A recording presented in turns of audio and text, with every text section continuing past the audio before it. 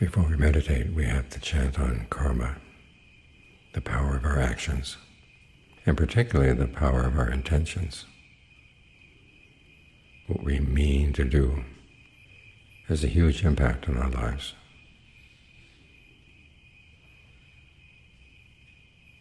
Then we have to chant on goodwill, to remind ourselves that we want our intentions to be based on goodwill for ourselves and for all beings. Because if we have ill will for anybody, if we want them to suffer, that's going to be bad karma for us. So we want to have goodwill in every case, even people who've been bad to us, people who've been mean to us, or to people we love, or just people behaving badly in general. It's not an excuse for us to behave badly toward them, because after all, then that becomes our karma. We have these chants to remind ourselves why we meditate. We're trying to get some control over our intentions. You focus on the breath and you make up your mind you're going to stay with the breath, all the way in, all the way out. Then you have to figure out how you're going to do that. Because if you don't have a strategy, it gets very dull, very boring after a while.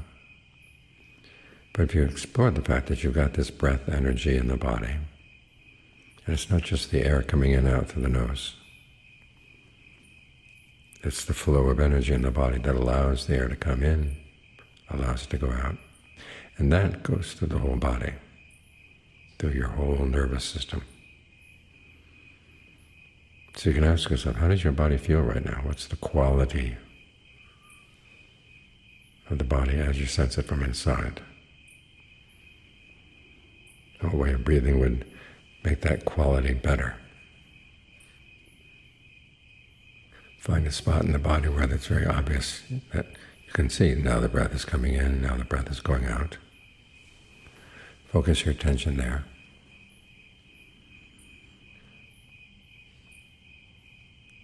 And then do an experiment. Try long breathing there for a while, and then shorter breathing, which feels better.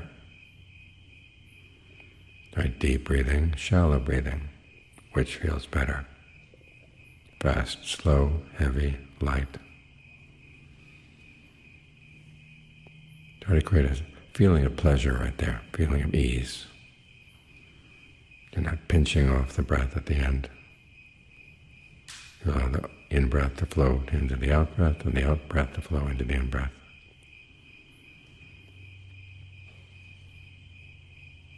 So it feels smooth all the way in, all the way out, and all the way in between. Then allow that smooth feeling to go through the body.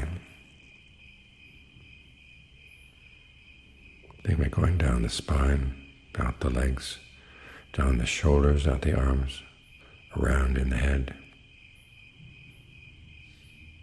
You want to create a sense of well-being here, because it makes it more interesting to stay here. And also it creates a better place to be here in the present moment.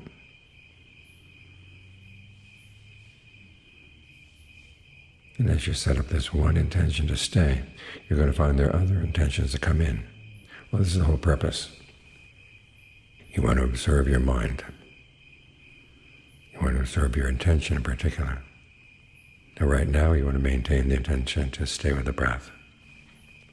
But as you go through the day, you want to be very clear about what your intentions are. The Buddha said that before you do anything, you want to ask yourself, this action I want to do, what do I hope to get out of it? What kind of effect is it going to have? It's when you start thinking in this way that you begin to grow up. Babies just act on their impulses. A feeling comes in and they act on it right away without thinking. They have no sense of consequences, what the results are going to be. But as you begin to grow up, you realize your actions do have power, and often that power will come back at you. So what do you want to have come back at you? You want an intention that is harmless, that won't cause anybody any pain, any suffering.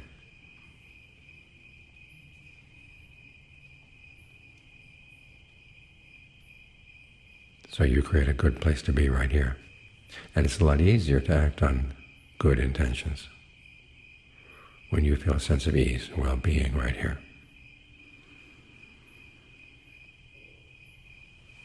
That it often happens that when you act on something what you thought was a good intention, you realize it was not so good after all. This is why it's important to act only on good intentions. Because you act on bad intentions, if you know your actions are going to harm somebody, then when the actual harm comes, you don't want to look at it. You don't want to think about what you did, why you did it. And that creates a lot of ignorance in the mind. It is because of ignorance that we start doing really stupid things. We want happiness, but we keep doing things that are going to cause suffering because we don't study our actions. That's why the Buddha said, think about what you're going to do before you do it. Watch what you're doing while you act. After you've decided that the original intention was good, you act on it. If it wasn't good, you don't. While you're acting what you thought was a good intention, if you see that bad results are coming out, either harming you or harming others, you stop. If you don't see any harm, you continue. When you're done, you reflect. What were the results? Did I cause any harm? Did I not cause any harm?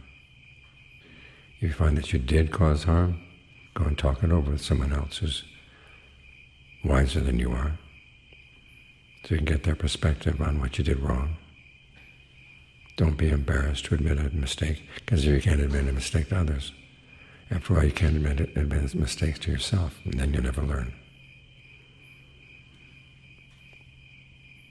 Once you've learned the lesson, then you resolve not to make that mistake again.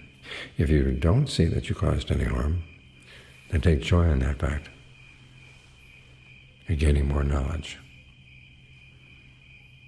Because you're trying to figure out what kind of good intentions are actually skillful.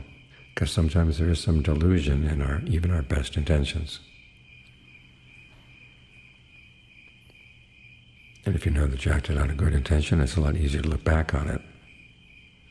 Say, oh, it was good, but it wasn't good enough. It wasn't skillful enough.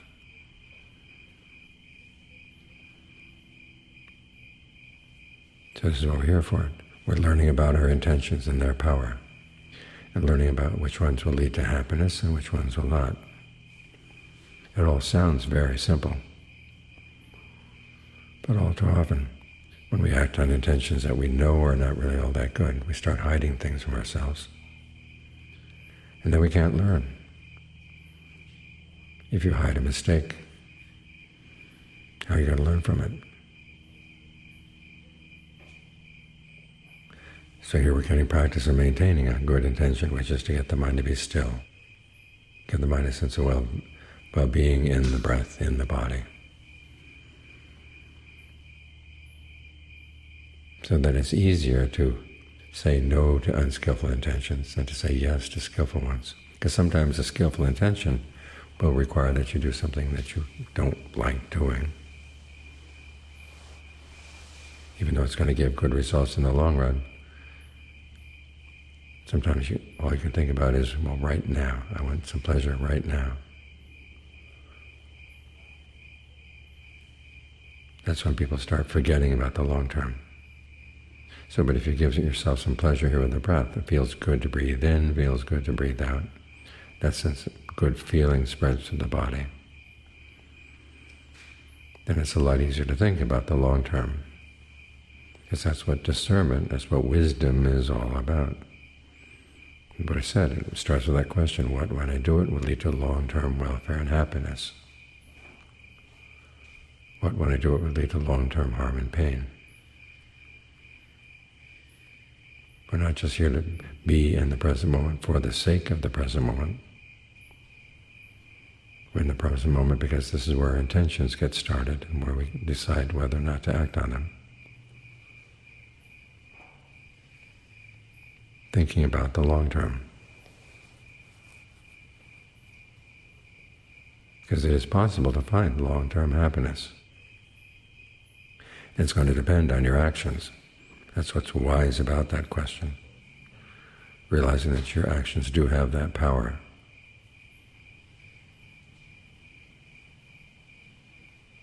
As the chant said, our bodies are subject to aging, illness, death. We live in this world where we're going to be separated from a lot of things that we love. But we do have our actions. Our actions are our own possession. And the results of our actions will stick with us. So you want to act in ways that are skillful. Act in ways that will lead to long-term welfare and happiness. And as you meditate and develop stronger powers of mindfulness, concentration, in other words, the ability to keep the breath in mind and to stay focused, centered on the breath, with a sense of well-being,